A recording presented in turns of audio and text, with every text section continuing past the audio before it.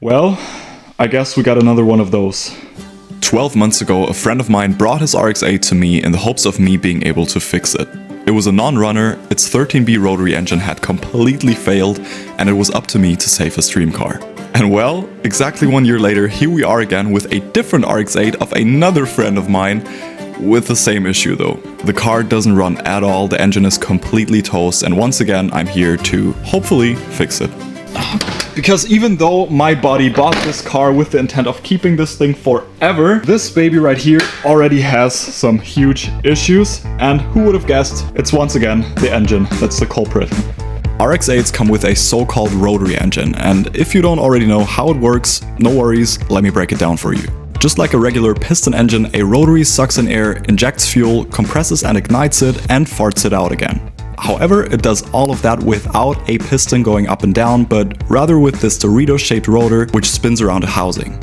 Like a piston with its piston rings, however, a rotor also needs a way to build compression, so in a rotary engine we got an equivalent to piston rings called side seals, corner seals, and of course the infamous apex seals, which scrape along the rotor housing.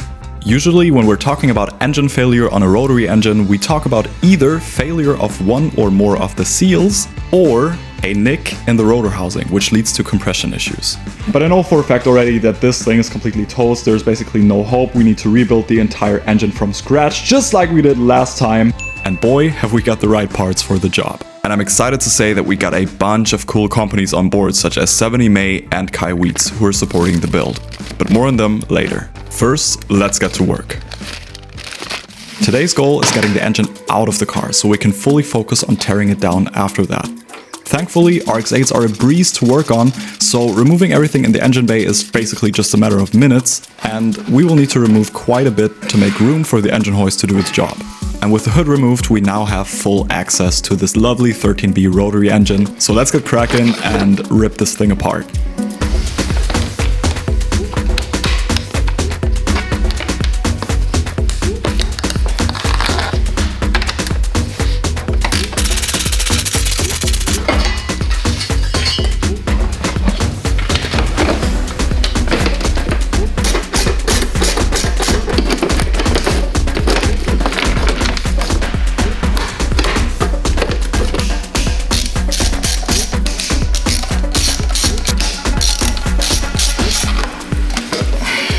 Alrighty, the entire engine bay of the RX-8 is basically almost taken apart. There are still some things left, such as the engine harness that I will need to disconnect from the ECU, some ground wires, fuel lines, and also the brake booster line right there. Just some small bits and bobs. But before we keep moving on, actually disassembling this entire engine right here and pulling it out of the car, I first want to take the time and look inside the engine just to check if the rotor housings are still okay. I remember last time I couldn't really check because I had this really shitty Borescope. This basically just connects to your phone. The quality is super bad. The light is not very bright on the end of the camera, and you have to bend it into shape, so it really made it hard for me to actually judge if the rotor housings were still okay while the engine was still inside the car. But no more, because my friends over at Kaiweets have sent me over one of their brand new articulating borescopes to support the build, and let me tell you, this is an absolute game changer. It comes in this super durable hard case, and of course with everything else you need as well, such as a charging cable, some little add-on caps for the tip of the camera, and even a 32GB SD card so you can get straight to work and record your findings. So let's head over to the RX-8 again and let's see what this thing can do in action. To look inside the engine, I first need to remove the spark plugs, but to get access to them, I first gotta remove the wheel on the driver's side. With the wheel gone, you can just about make them out in the distance. And now this is the moment of truth, so let's pray the rotor housings are reusable. Okay guys, so what we can see right here is our lovely rotor with all of this carbon buildup on it. And thanks to our nice little articulating borescope, we can just pan down a little bit, and there we go. There we have our rotor housing, which as you can see looks absolutely horrendous. These are all scratches from what I can tell. So it looks like the housing got pretty scratched up, and that means that with all of these scratches, the apex seals can basically no longer build proper compression and seal against the housing because there are so many scratches in it, which basically tells me that, well, we will need at least one new rotor housing on this car. But of course, this engine has two housings, and after taking a look at the second one, my hope slowly started to fade. but at least now we got clarity before pulling the engine, and all thanks to a good borescope from Kaiweets. If you're a mechanic or a plumber or basically just someone who likes to look inside stuff, I guess, an articulating borescope like this is definitely worth its weight in gold. Especially when you come from a shitty borescope like this, which you have to bend into shape and the quality is super bad. This really is a huge upgrade, and now I know that, well, after all, we need to pull the engine. So shout out to Kaiweets for supporting the build, and if you're in the market for quality tools as well, make sure to click the link in the description right now and head over to Kaiweets and have a look at their awesome product lineup. But now, let's pull this engine.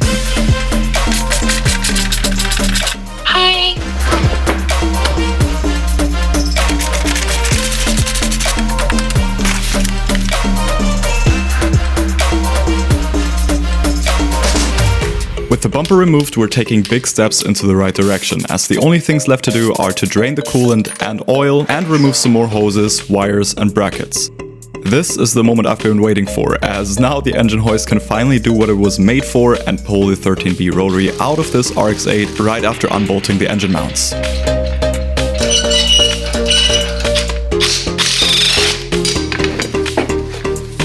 Okay guys, I just realized I made a huge mistake, and by huge I actually mean enormous, because I forgot to disconnect the wires from the transmission, which are connected to the engine wiring loom, and with all of the engine mounts now removed, there's no way for me of, well, getting underneath the car and removing all of that. So there are basically only two things I can do now. Basically just put the entire engine back in, which is going to be a huge hassle, especially with the engine mounts, or cut the wires. I think I already made up my mind. I'm going to cut the wires. I'm going to resolder them later when I'm installing the engine back into the car, but obviously that's not the ideal solution, but that's basically the only way I can pull this engine right now. In a few days I'm actually leaving to South Korea once again, and that means this engine basically just needs to come out now. Okay. Wires are all cut.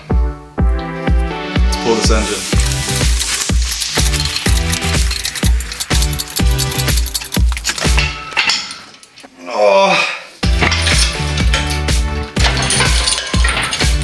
Oh, I think I broke my foot actually. This ramp right here just smashed totally on my foot. This thing weighs at least like 30 or 40 kilograms, but I guess it doesn't really matter because it's out and it's a boy. Let's put this thing on an engine stand now.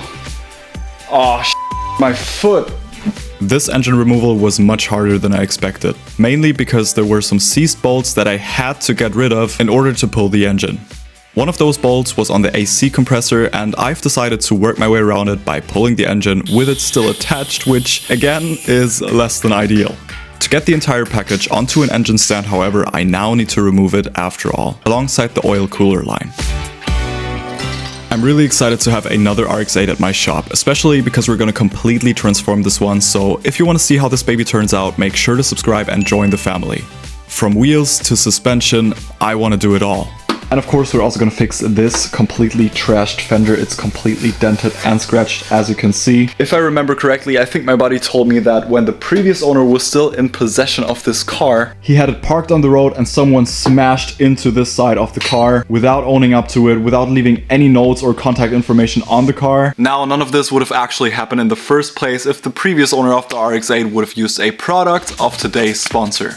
Because to prevent something like this from ever happening again, 70mi has kindly sent over one of their T800 premium dash cams for me to install in my friend's RX-8. The T800 premium set comes with everything you need right out of the box, such as all of the necessary cables to make install a breeze. The T800 offers unmatched security thanks to its triple camera setup.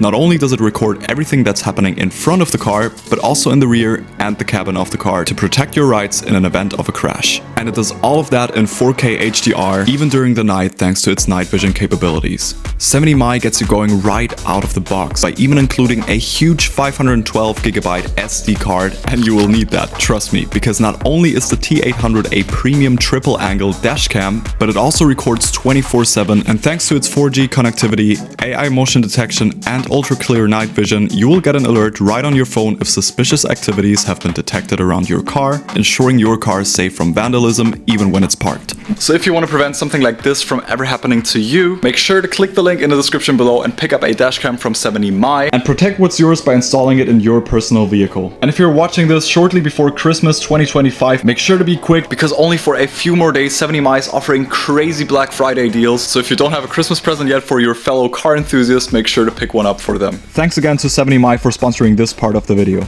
But guys, I'd say we made huge progress today. The engine is finally out of the car. This was definitely a little harder than I expected it to be because for one, the AC compressor just didn't want to come out because there was one seized bolt down there, and that meant that I couldn't even remove this oil line, which I had to remove in order to pull the engine. On top of that, I totally forgot to disconnect all of the transmission wires. That's kind of a bummer for sure, but nothing I cannot fix with a bit of soldering.